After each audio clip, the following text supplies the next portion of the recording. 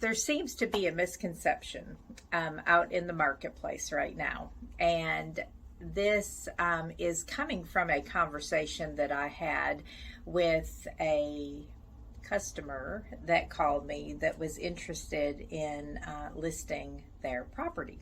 In the conversation, as we talked, she did ask what my brokerage would charge for commission, and I answered that question. She proceeded to tell me that that was too much money in today's market because I don't have to work as hard, because we list the house and get so many offers in on the property so quickly.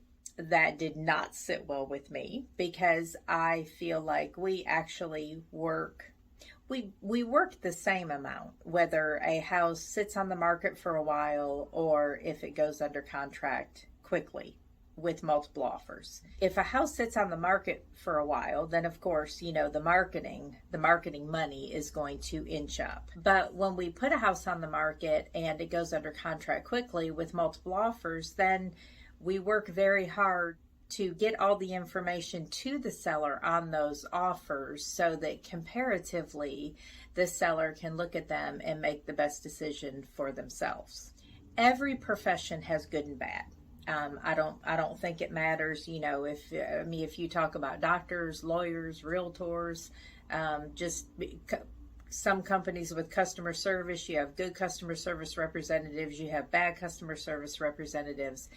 But I feel like it is fair to say that in the real estate profession, there seems to be a lot of people that may have had a bad experience with a realtor, and then they want to transfer that bad experience to every other realtor that they talk to. And there are some realtors in our business that are part-time, but they're excellent. There are some that are part-time and they're not excellent. There are some that are just good. There are full-time that are good and not good. But this is the thing. Our profession is one of the only that you complete the entire service before we ever make a dime. And many of us that have been doing this for a long time, we invest in photos for the property. We invest our own money in square footage sketches. And this is the thing that I would like for everyone to take into consideration. We are not a party to the contract. So the way that transaction is going to happen from the time it's listed until the time we get to the closing table is going to 100% be between that buyer and that seller. So if the information that I convey to my seller from the buyer or the buyer's agent doesn't sit right with that seller, and that seller sees that they have a legal out to that contract, then they may choose to exercise that right. And then guess what?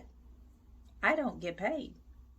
And I had nothing to do with that decision. That was the complete decision, legal decision of the seller. Well, hopefully legal right. But point being is, we're not even in control as to if that buyer and seller are going to keep that transaction together, because we have no control over that.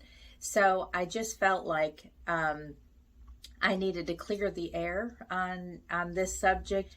I've been in this business for 17 years, and I have made mistakes, and I have learned from those mistakes. And when I sit down and talk to a customer or a client about representing them in a real estate transaction, that's very serious to me. And it's very humbling to me to think that they would actually trust me enough to work with me.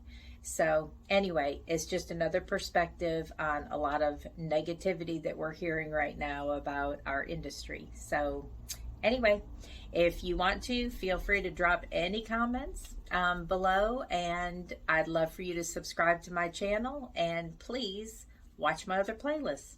If you would like to learn more, please feel free to watch this next video, which is how overwhelming it is to be a seller in this market.